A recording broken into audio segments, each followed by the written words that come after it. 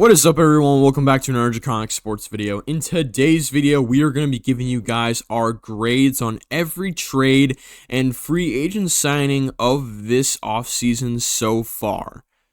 Now, this is our as current, up-to-date list that we can have, considering this is always going to be a moving, rolling ball that is never going to truly stop until the season starts. So, be patient with us. We might update it in the comments, but for the most part, we are going to be giving you guys the most up-to-date version of all of these players and lists and trades and signings that we have.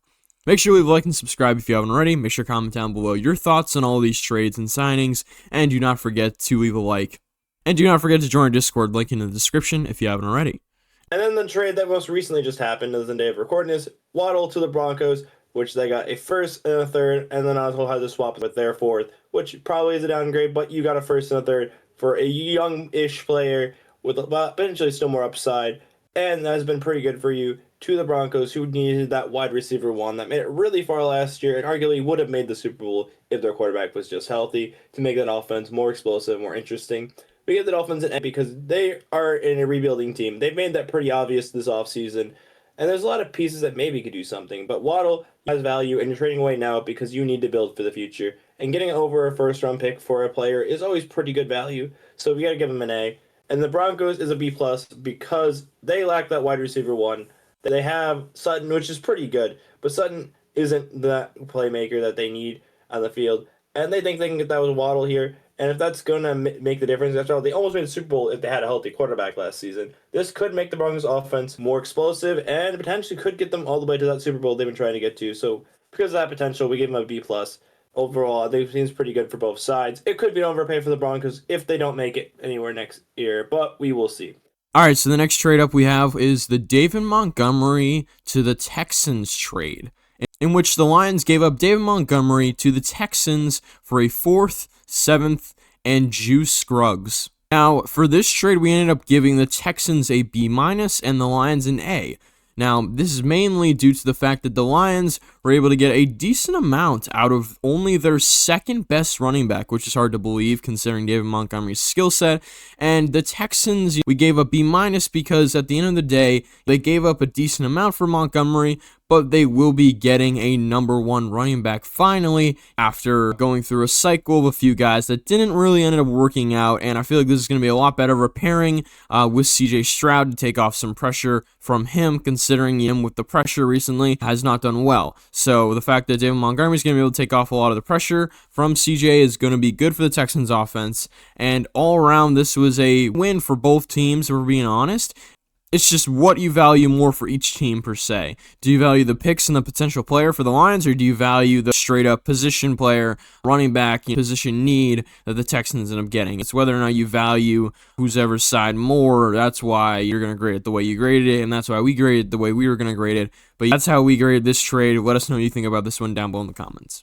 Next up, you have Sean Gary to the Cowboys, which is funny because Parsons obviously went to the Packers, and it's the opposite. So, what's interesting about this trade is how the Packers were going to actually release Gary to clear up $20 million in space. And they're actually going to clear more space by trading him. And not only did they get more cap space by trading him, they actually got a 4th-round pick from a player they were planning to cut anyways, which is just incredible value. Sean Gary has been good at times and also has been not as good at times. So he has a lot of upside, obviously. So overall, getting that kind of value for a player that you're going to cut anyways, that's an A right there. You clear a bunch of space. Cowboys desperately need help out on the edge. And this could potentially be the solution. And only $20 million could potentially be an alright contract for the Cowboys. Obviously, they had more space because they didn't have to pay Micah Parsons, the Packers do. So ultimately, it kind of for both sides. It is kind of funny, like I said, just because they basically swapped edge rushers. But yeah, so the Cowboys got a B+ because they got potentially that help off the edge they need. Though this could potentially be there's some risk here if Gary isn't all he needs to be on the Cowboys. And then the Packers, I was like I said, get an A because, like I said, they got a decent pick for a player they're going to cut anyways. Next up, we have Michael Pittman of the Indianapolis Colts being traded to the Pittsburgh Steelers, in which the Colts received a 6th-round pick and the Steelers received Michael Pittman in a 7th-round pick. Now, we ended up giving the Steelers an A+ due to the fact that they were able to get another really good, solid wide receiver alongside DK Metcalf for a potential final run from Aaron Rodgers. But whoever the quarterback is, if it is Aaron Rodgers or if it isn't, this is still going to be a very, very wide receiver core nonetheless. We ended up giving the Colts a D, though, because of the fact that they gave up a 7th round pick and a wide receiver and only got a 6th in return. This would have been a lot.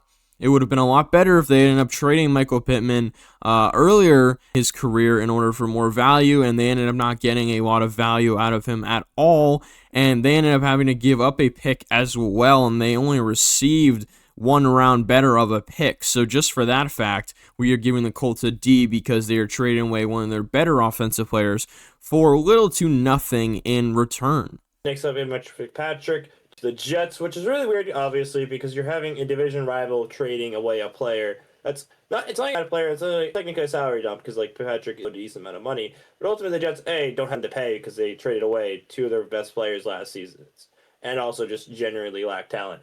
And B, because the Dolphins, like I said, they could do it. Actually, start. Next up, we have Michael Fitzpatrick to the Jets. It's weird, obviously, because we have 2 division rivals trading each other, and a player that's pretty good. It is technically a salary jump because Michael Fitzpatrick is owed a decent amount of money, but the Jets don't really have that much money problems because they don't have a lot of talent on their roster after they traded 2 of their best players last season. But it's weird the Dolphins are willingly giving up a really good safety to the Jets for only a 6-7 swap. Like, there's other things happening besides, like, the money and getting a really good safety to the Jets. I don't know why you'd want that, which is why we have it at a C. I feel like, honestly, arguably, it don't get you more money for trading him, but arguably it might have been better just to release him than to get basically nothing and give it to your division rival, to be honest. And the Jets get a B+ because they get a really good safety, and they had the money available, and they desperately needed a safety. So ultimately, this just helps the Jets, and it really doesn't help the Dolphins that much, to be honest. We have Osa Odigizua to the 49ers, in which the Cowboys receive Osa and the 49ers receive a 3rd round pick in return. This is a pretty good trade, all things considered, because the Cowboys were going to end up cutting this guy, but actually received a 3rd round pick in return, and that actually is, not just cutting a guy and getting no value out of him. And the 49ers also get a pretty solid edge rusher in return. Slightly overpay, but at the end of the day, like, they need people on that defensive line, and overall pick, and both teams are likely to thrive off of this trade.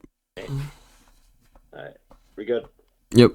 Alright, next up we have Ten Johnson to the Raiders, which is a weird one. Another 6-7 swap where they just give up the player and the contract to another team in exchange for essentially no value, just like slightly changing a pick. It's a C+ for the Bills because Tez Johnson is quite a decent player. He's a pretty good nickel corner, and you're just giving it Raiders for nothing besides the money. And the Raiders obviously get a pretty good nickel corner for essentially nothing. They obviously have no problem meeting up the contract with infinite cash space basically this offseason. And I'm just wondering why the Bills give up a really good corner for like nothing. I feel like they should be getting more value, and why they wouldn't even want to cut him in the first place. But regardless, I guess it works out pretty well for the Raiders, and I guess it probably doesn't hurt the Bills that much, but it's just a weird trade, in my opinion. Next up, we have Trent McDuffie to the Rams, in which the Chiefs are trading Trent McDuffie, and the Rams are trading a 1st round pick, a 3rd round pick, a 5th round pick, and a 6th round pick. The 3rd, 5th, and 6th being of next year's draft, and the 1st being... Just the 3rd. Oh, okay.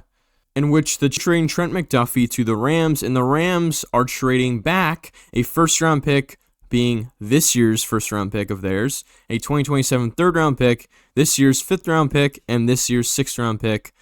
And so we are giving the Rams a B+ for getting a very, very good cornerback in this league. Arguably top 10, probably still top 15, even if you don't want to give him top 10. And while the Chiefs are getting a lot of draft capital, and then Chiefs are getting a lot of draft capital for a player of really good caliber, but maybe not worth all of this draft capital. At the end of the day, the Rams seem to be going back to the ideology of not caring about draft picks, and they are going all in on this secondary to improve the one main weakness that this team had last season. So hopefully it could be a change for the betterment of the team, but we will have to see. Nonetheless, both teams are definitely getting an upgrade. It's just that we think the Chiefs got a slightly better deal in this trade overall. Next up, we got another weird one. We got Zaire Franklin to the Packers, where this next player, Joey Wooden, like, how many people actually know who he is? That is defensive tackle, Packers, that they're trading straight up for a linebacker who wasn't that good for the Colts starting, but still a starting caliber linebacker. I just don't understand this trade at all. For the perspective of the... I just realized this should be red. Dang it. I can reason that. That's not that bad. We good? Slide slightly. Yeah, we're good. All good. Next up, we have a weird one. We're Franklin to the Packers. We have a starting caliber linebacker who wasn't that good last year for the Colts, but granted, it just may not have been a good scheme fit. For Coley Wooden, aka a backup defensive tackle for the Packers. Yeah, if you don't know who that is, that's finally either before this trade happened. So I just don't understand this from the Packers' perspective, really. Why?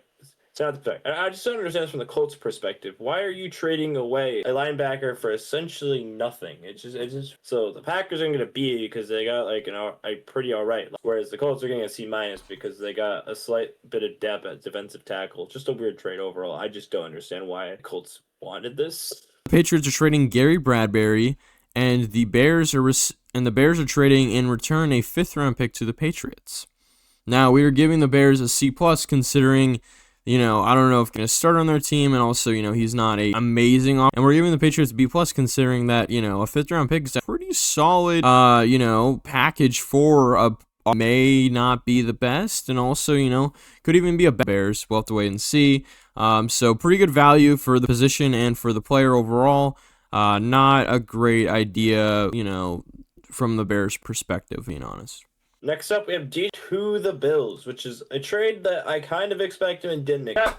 The Bears sending over DJ Moore and a 5th-round pick, and the Bills gave up a whole 2nd-round pick for DJ Moore, which is more of I thought it would be like a 3rd at max for DJ Moore. So that is kind of crazy high for the amount of assets they had to give up for DJ Moore.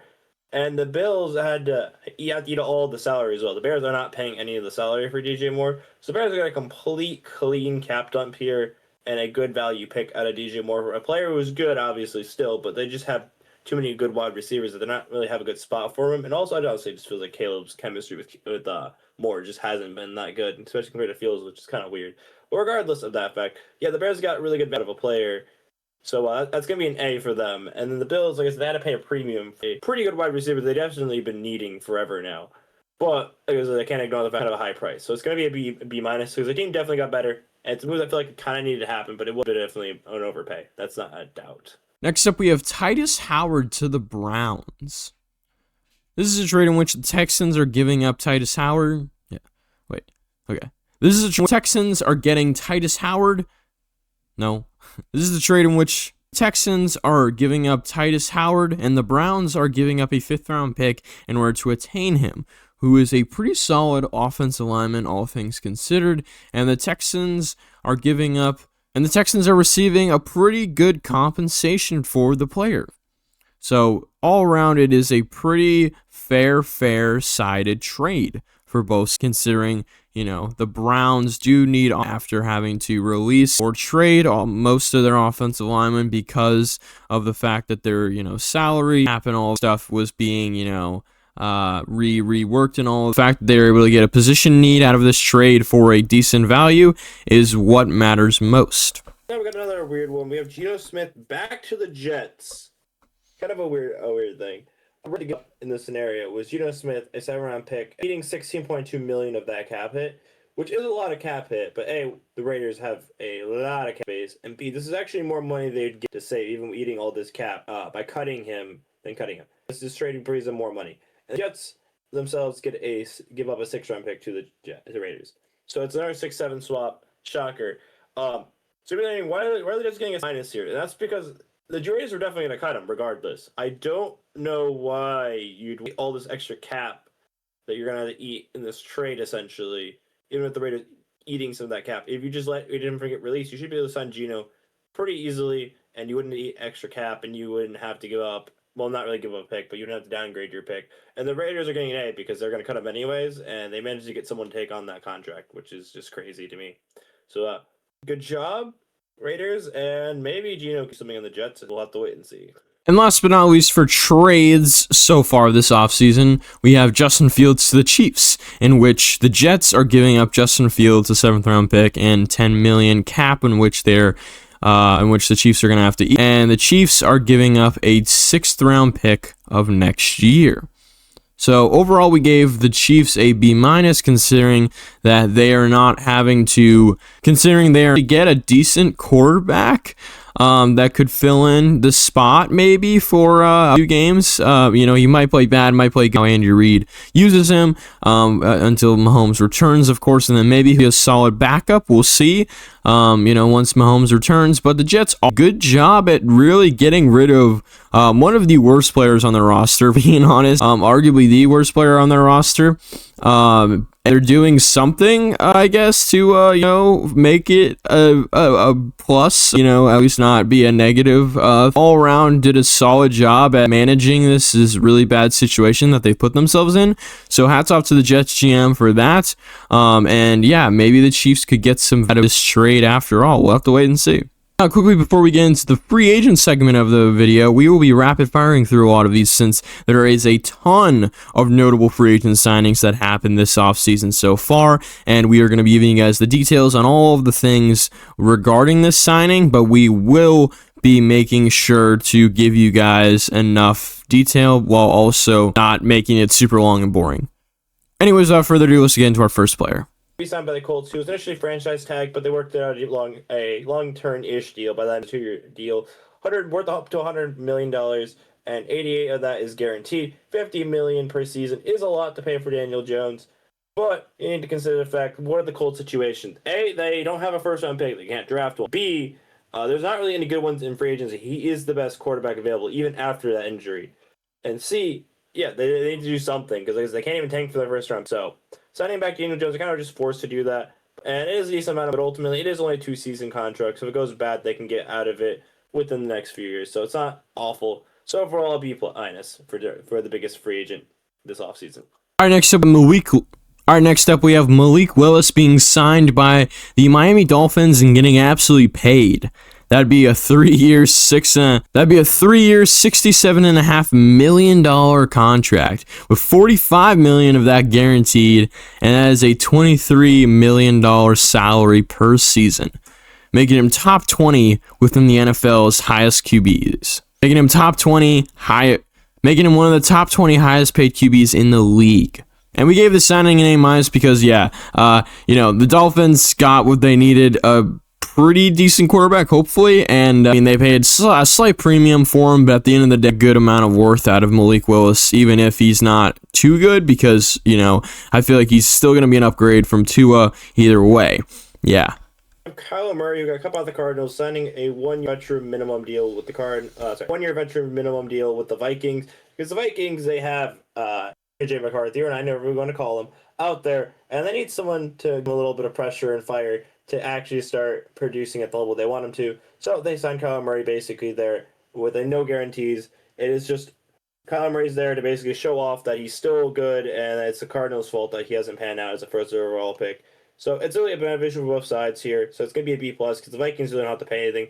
And also, they couldn't really get a better quarterback if they wanted to. So overall, this is about as good as it could get for both sides. Next up, we have Tua being signed by the veteran minimum deal, and we gave this one a C because, now you have two left-handed quarterbacks that are both injury-prone and fighting for the number 1 spot in a already, terrible quarterback room because Kirk Cousins is now gone, so it really is, barrel starting caliber quarterbacks fighting it out for a position in which a good quarterback would probably succeed in. So yeah, Tua is just not that type of. So we gave it a C because it didn't really make much sense for the Falcons, and they probably could have gotten someone to help, Penix maybe develop or just to fight for that starting quarterback spot. Next up, our first list, we have Breece Hall. Not even signing with the Jets. He got franchise tag for 1 year.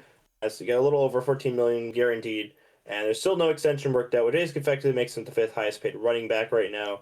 And I don't even think he's that caliber of quarterback. I don't think he's that caliber of running back to be like the 5th highest. He has a lot of potential and is young, but the problem is the Jets can't work out a deal with him. So honestly, what is this really achieving? They're not going to really do much this year, anyways. I just don't like it overall. It's going to have to be a D from us. Hopefully, Breece Hall can do something out long term, whether it's with the Jets or a different team. Probably a different team. Next up, we have Travis Etienne signing with the New Orleans Saints for a 4-year, $48 million deal, meaning he is getting $12 million per season, making him top 10 in the highest paid running backs in the NFL list. Overall, we gave this signing a B because it is a maybe an upgrade at running back, probably a slight upgrade, but not that much of an upgrade from Alvin Kamara. I just have to figure out what they're going to do with him now. But overall, Travis Etienne gets a fresh start in a team that may be on the upswing. We'll have to wait and see depending on how the Saints and just defensive-wise this upcoming season. But he could be a helpful piece in order to make this team be even better than they already were last season. And yeah, he is leaving a pretty good franchise but then again, he was, probably asking for money, and he got absolutely paid here, making him, of course, top highest paid running backs. So that would be a big ask for Jaguars. But Saints have, plenty of cap space in order to sign him, so they were able to do that, and it's a pretty good signing. Next up, Rico Dowdle signing a 2-year deal with the Steelers for about 16 million. Next up, Rico Dowdle signing a 2-year deal with the Steelers for about $6 million a season, which is not that much money, all things considered, for a pretty good running back last season. He had his best season in the Panthers, and he didn't even get paid all that much in the Steelers. So overall, this is a great value deal for the Steelers. They are replacing Gainwell with another capable running back to run behind Warren. So overall, this is a signing from us. I don't think he gets much better than this. Next up, we have Javonte Williams getting re-signed by the Cowboys to a 3-year, $24 million deal, making him top 20 within the highest paid running backs in the league and giving him $8 million per season, which ain't too bad, not gonna lie, considering he had his first 1,000-yard season this past year on the Cowboys, and the Cowboys are doing a smart decision finally when it comes to their offense and running it back, running it back. No pun intended, but yeah, they are signing a pretty solid running back to pair with Dak, Higgins, and the rest of that offense. So we'll have to wait and see if it was worth it, but it most likely is, considering it's not that much money for a pretty solid person to play the role of running back. Next, we have a big splash signing for Kenneth Walker, signing a 3-year deal with the Kansas City Chiefs. The Super Bowl MVP did not re-sign with the Seahawks, was a big shocker, and highest paid running back in the league, with a grand total of $43 million, and almost $30 million of that is guaranteed. $14 million a season is insane. And this is quite the price to pay. But if they get anything they saw during the playoffs with the Seahawks, and the Chiefs' run game will finally be a good force on that team. So it's going to be an A signing for the potential of that. Next up, we have George Pickens being franchise tagged by the Dallas Cowboys, giving him $27.3 basically, fully guaranteed, and that means that he will not be signing an extension, so he may or may not be back for next season. We'll see, but he is top 15 when it comes to highest paid wide receivers in the league. So he is getting a decent bag, all things considered, and hopefully the Cowboys offense can be even better than it was last season, considering now they're getting a full season of Pickens. But anyways, we gave this one a B+ because they're getting one of the best wide receivers as of currently in the league, and they're only getting him for, a 1-year rental. That's not too bad, considering he probably would have asked for a lot when it came to an extension. So we'll see if 1-year rental's worth it, but it is definitely a very good 1-year rental. Next up, we have Alex Pierce re-signing with the Indianapolis Colts for a 4-year deal worth $114 million, 84 of that guaranteed, making him the 11th highest paid wide receiver in the league, which is crazy. He is pretty good. He had a pretty good season last season, but that is a lot of money for him. And what I've heard, the Patriots offered him even more, which is even more insane. But regardless, he took a little bit of pay cut, quote unquote, to stay with the Colts. But like I said, I don't know. I just feel like he isn't quite worth the amount of money you're having to pay him here. But we'll see. But for now, we're going to give it a C-. I just feel like it's kind of a high thing to pay. But at least you're going to keep that chemistry with Daniel Jones at the end of the day. That's something. Next up, we have Mike Evans signing with the San Francisco 49ers for 4 years, and that would be a $42.5 million contract with $14 million per season as the salary, making him still top 30 highest paid wide receiver in the league. Not too bad. And he is getting a decent bag to go to another contender team. I guess you could say the Bucs were a contender while he was there, but they definitely kind of drifting off the deep end, and that's probably why he decided not to stay with the franchise and to get this fresh new start. to one. The 49ers could win a Super Bowl this upcoming season, depending on if things go their way, and also, if their offense is able to click. So hopefully he's a part of that. But nonetheless, this is a pretty good signing because the 49ers definitely did need a wide receiver. They were definitely in need of that position, considering Juwan Jennings is looking to probably not re-sign and probably test the market because he's still ahead. So they were able to fill that position back up with Mike Evans, who is a very solid, very reliable, player at that position. So we'll see how it works out. But nonetheless, a very solid signing for the Niners. Reed Shaheed re-signing with the Seattle Seahawks after being traded for Saints last season. They seem to have liked him a lot enough to give him a 3-year, $51 million deal with 23 of that guaranteed, making him once again in the top 30 wide receiver. He was really good in the playoff run, being an insane special teamer. So we'll see how this one pans out. But overall, gotta understand the chemistry there. But at the end of the day, a pretty good signing, a B+, based on what we've seen last season at least. Next up, we have Kyle Pitts being franchise tagged by the Atlanta Falcons, making him a 1-year rental, kind of a last prove-it year to see if he will be back next year for the team, considering, he was a top 10 pick and he was supposed to be, one of the best tight ends of all time, and it hasn't really panned out that much, but he has a decent amount of promise as, he is the third highest in the league with this franchise tag of $15 million guaranteed. So, not too bad when it comes to the pay for him. But at the end of the day, he's got to prove his worth here in this upcoming season. And Falcons, pay a guy not too bad of a contract for 1-year rental, considering, he's one of the best at his but he's got to prove that he, that generational tight end talent money. So we are downgrading this to a, nonetheless, he still will hopefully provide enough value or to be extensioned in order to be given after next season. Next up, we have Isaiah Likely signing with the New York Ravens, it feels like at this point with the horrible takeover. 4-year deal, $40 million of that, $10 million a season, making him the 4th highest in the NFL. Overall, a pretty decent price to pay for Isaiah Likely, who's a wide receiver 2 in Baltimore, but we saw some of the upside. So it's going to have to be a B because at the end of the day, the Giants needed to upgrade a tight end, and they know this tight end pretty well based on the new hire. Next up, we have Travis Kelce signing a 1-year, $12 million fully guaranteed contract to basically be still the 10th highest paid tight end in the league, but basically to have, one last ride with the Chiefs. So we'll see if they can get that bowl. It's going to be a hard, difficult season, so maybe Travis Kelce isn't up for the task, but, his 1-year deal shows that he might still be up for that of, playing a full season and trying to go win one final Super Bowl. Give this signing overall a C+ because, at the end of his age, he is not, but he can still give you a solid, 700, 800 with, maybe 5 touchdowns a season. It's not too bad from a tight end, to be honest. It's just overall his age and the fact that they're kind of just, keeping him around just vibes, I feel like, at this point. So, overall, probably could have made a better, investment in the tight end position, but I think you kind of have to keep your eye. Respect that aspect of it. Yeah, not greatest when it comes to, allocating money. Next up, we deal a current injury spot on the left side of the O-line on the left tackle. $10-year $1 million guaranteed, making him highest paid left tackle. Overall, this is basically it feels like to be a prove-it year for Walker to sign a bigger contract later. So the Panthers got a pretty good value off a 1-year deal, so it's going to be a B-, but ultimately this is just a 1-year deal, so they do need to consider things long-term, so can't rank it too highly for that reason. Next up, we have Brandon Smith signing a 2-year, $20 million deal with $0 million guaranteed and making a $10 million salary per season.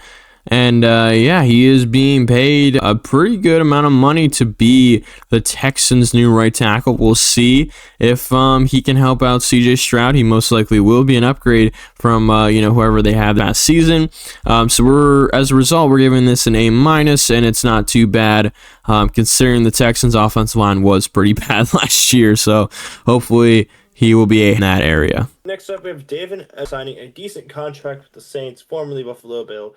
Really good alignment there. And the plan to maybe could say it's an open overpay with $61 million over a 4-year deal with $40 million that guaranteed, $15 million a season, the 9th highest paid left guard. But ultimately, he's a really good offensive lineman. Saints have a bunch of extra cap space from not having a ton of talent and not being the best team last season. So ultimately, this should make this O-line pretty solidified. And honestly, I'm excited to see how good this O-line is going to be. So it's going to have to be an A from us. Next up, we have Isaac Samalo signing a 3-year, $31.5 million deal with $15 million of that guaranteed, making him the 12th highest paid left guard in the league and giving him an $11 million salary. Overall, we gave this one an A-, considering the Cardinals are definitely getting an upgrade in the offensive line area of the team, and hopefully this will help out Brissett, quarterback, and hopefully this will just be an overall positive trend when it comes to that offensive line going forward in general.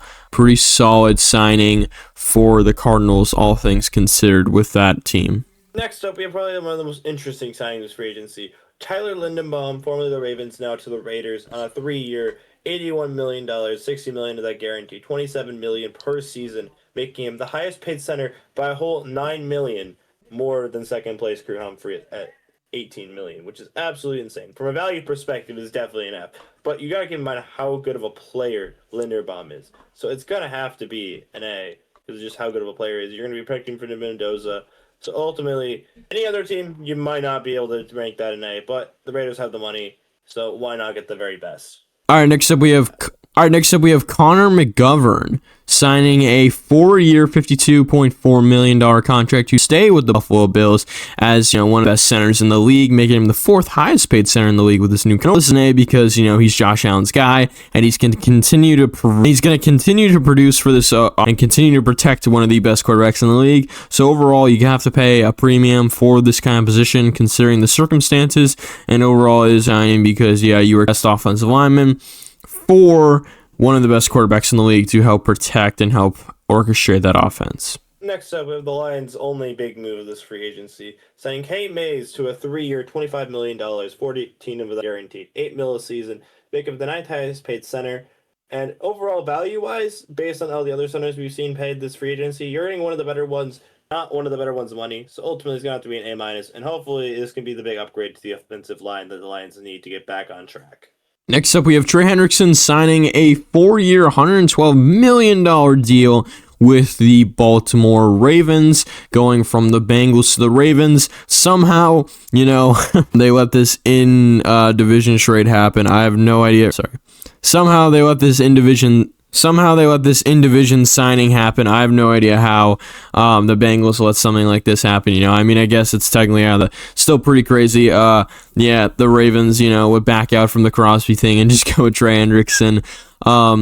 Wild to think that, but this makes it the 11th highest paid defensive edge, and probably worth it considering before last year when he injured, he had sacks for the 2 years before that, which is pretty crazy. This is a lot of value. So because of the value, gave it a B+, but downgraded from the A range because that is a lot of money for some guy that may or may not be able to play a full season. Is up there in age, so we'll see what it's like for the next 4 years for the Ravens. Not an up and down injury bug thing, but hopefully it is just solid production from Trey Hendrickson. We'll see. We have Jalen Phillips, formerly of the Eagles, got traded to the Eagles last season, signing with them for 4 years, $120 million, 60 of that guaranteed, $30 million a season, making him the 8th highest D end in the league, which a lot of money to pay for a player that wasn't the most consistent. He came off of his best stretch there on the Eagles, and also has been consistently being injured, including even in college.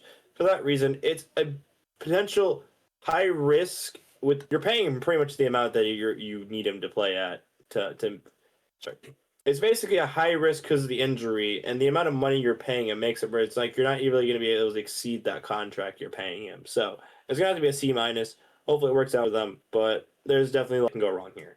Next up, we have Khalil Mack signing a 1-year deal to come back to the Chargers for basically a one last ride type of thing, and that would be $18 million, all of $18 million guaranteed. And we gave it an A- because hey, you gotta let one of the best players in the past probably 10 years, 20 years at his position, or at least one of the most consistent players, come back and just kind of play out his final season in the league. And contend with the Chargers, we'll see. But he's still giving solid productions. Minus for the fact that he's getting paid a lower amount of money for giving solid production. Next, Kwity Paye, formerly Indianapolis Colts, signing with the Raiders, 3-year deal, $48 million and 25.7 of that guaranteed, about 6 season, and making him highest paid defensive edge in the league. And it was a bit, you could say a bit of an overpay, but this is a DN help that Max Crosby is going to need. Yes, Max Crosby staying with the Raiders and not the Ravens. So ultimately, help Crosby some help, and having all that cap space anyways, so you can afford to overpay, is going to have to be an A from us for this one.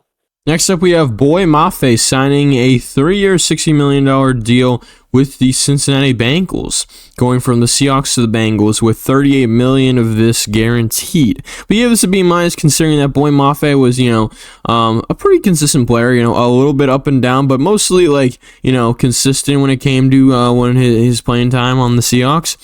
But the problem is that this might be a slight overpay, at the position, but it is a little bit of a downgrade from Trey Hendrickson to Boy Mafe. But at the day, they are paying a weirdly slightly high-ish premium for a player that may not get production they're looking for, but we'll have to see on this one. Next up, we have filling up New Titans logo aside. 3 years, $63 million. There's a lot of money. Is guaranteed to play season, making him 17th highest defensive tackle in the league. A lot of money for a player, but at the end of the day, they needed some more help at the pass rushing position, and he should be a great disruptor up the middle to help out Jeffrey Simmons. So overall, it's gonna have to be a B because they did pay a lot, but they're getting good players and they have cap space. So I guess it's not that bad at the end of the day for them. Next up, we have Logan Hall signing a 2-year, $13.75 million deal with the Texans, going from being a Buck to a Texan, and being a decent defensive tackle for Bucks, but hopefully he can even be better in this crazy good Texans defense and help improve the defense overall. So for the fact that the Texans are upgrading their defense even more, we're giving this an A minus. On to the linebackers, and we got the biggest one in free agency. Devin Jags now signing with the Panthers, 3-year, $45 million. None of that guaranteed. $15 million per season is 4th highest for linebackers. So you're paying a pretty price. It is a bit risky signing linebackers in free agency because it all comes down a lot of it to scheme, fit. But ultimately, I think it's going to work pretty well for them. And they're getting a really good player. So we're going to give them an A for a really good signing. Next up, we have Quay Walker signing a 3-year, $40.5 million deal with the Raiders, giving him $14 million per season, making him top 10 in the highest paid linebackers within the league. And we gave this an A because the Raiders are spending the money that they have on good players in order to make their defense better, considering their defense over the past few years has been really, really bad. So, basically do anything you can possibly to make a defense better that was really bad with all the money you have. So, yeah, just good GMing at the end of the day when it comes to this signing, giving a solid player a good amount of money, and, making your defense a lot better than it was this past season. Player that, for me personally, see go from the Lions, Alexander Loney signing a 2-year, $17 million contract, not in million a season with the Buccaneers, making only the 21st highest paid linebacker. So it's not even that much money I'll consider. But the reason why it's only 2-year and not the hybrid is because he's definitely getting up there in age. But ultimately, he can still play. He's been the heart of the Lions defense pretty much all of the Dan Campbell era. So we'll see what he can do in Tampa Bay. So overall, it's going to be a B+. Only thing really holding this signing back is the age factor.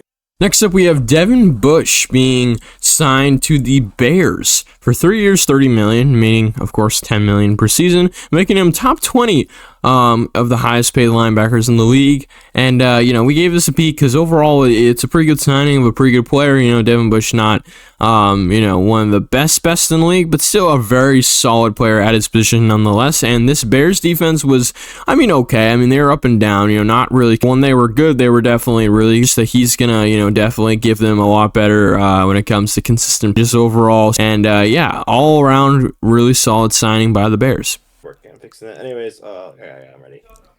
Next up, we have the Kansas City Chiefs, the Washington Commanders for a 3-year deal, and 12.4% of that is guaranteed. $9 million a season, 24th linebacker. You're getting a pretty good linebacker for not the highest price ever. So ultimately, they're going to give him a signing, a definite need on the defensive help, and the Commanders did help out pretty well. We have Alante Taylor signing a 3-year, $58 million deal, making him get $19 million a season from the Saints to the Tennessee Titans, making him the 10th highest cornerback in the league.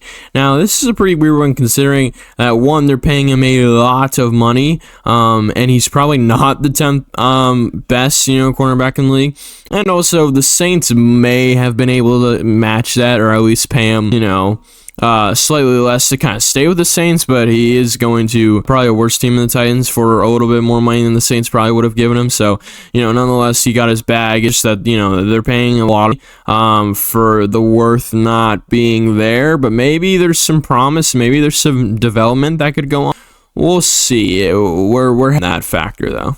Next up, we have Rick Woolen filling a 1-year, $12 million guaranteed deal with the Eagles. Not even top 25 highest paid corners here. Obviously, it's a good player. We saw him be really good in the second half of the season for the Seahawks. And he definitely has a lot of help in that corner room for the Eagles. So ultimately, it's a 1-year privy deal. I think that's going to work out well at an A-. We'll do anything long-term, which is going to keep it from being anything higher than an A-. Next up, we have Jamel Dean signing a 3-year $36.7 million deal with the Pittsburgh Steelers after being with the Bucs seemingly forever, and making him a pretty well-paid cornerback considering he's a little older in age, but he still gives you production. So at the end of the day, this is going to be an upgrade for the Steelers defense, and it's going to be a B grade overall. Not too bad. Next up, we have Greg Newsome, formerly traded to the Jags this last season, now signing with the Giants. A 1-year, $8 million. Not a lot of money, all things. There were some better corners getting money. We're going to only give it a B-, but ultimately this should be a pretty good signing. We'll see if Greg Newsome can work out the New York Giants. Next up, we have Jalen Watson signing a 3-year, $51 million deal with the LA Rams after being a cornerback for the Chiefs. And this makes him the 19th highest paid cornerback in the league, which is pretty impressive. The Rams are really going all in, as we already saw with the Trent McDuffie, trade from the Chiefs. They signed his partner in crime, Jalen Watson. So now they have both Chiefs corners reunited in the LA Rams locker room. So just for the fact that they are doing a good thing in upgrading that secondary that they much needed to, we are going to give this an A-, and it might be a overpay, but at the end of the day, it seems pretty fair considering what how much they're willing to pay, and they ended up getting the guy they needed, so A- overall. Next up, we have Kobe Bryant, formerly of the Super Bowl champ Seahawks, signing with the Bears. A really good safety, 3-year deal, $40 million, $40 million, about $20 million of that guaranteed, $13 million a season. It's only a B+ because arguably safeties are on par with Kobe Bryant. Significantly less. You'll see in a minute a player they could have kept for a lot cheaper. So it's going to keep it from being anywhere in the A's, but ultimately you're getting a really good player, even if it is a little more of a premium price. Next up, we have Jaquan Brisker. Signing a 1-year deal with the Steelers, Next up, we have Jaquan Brisker signing a 1-year, $5.5 million deal with the Steelers, basically making him a 1-year rental and giving him the ability to prove himself on the Steelers and to have a solid season, hopefully, with that defense and to improve their secondary. And, we gave it an A because it's a pretty good 1-year rental, all things considered, and hopefully he will be able to improve on the Steelers. Next up, Karen Curl re-signing with the LA Rams for a 3-year deal worth $36 million. With $18.75 million of that guaranteed, about $12 million a season, and making him the 18th highest paid corner. Can we restart that? I know. Oh, it's safety anyways. I'm stupid. Okay, I fixed the slide.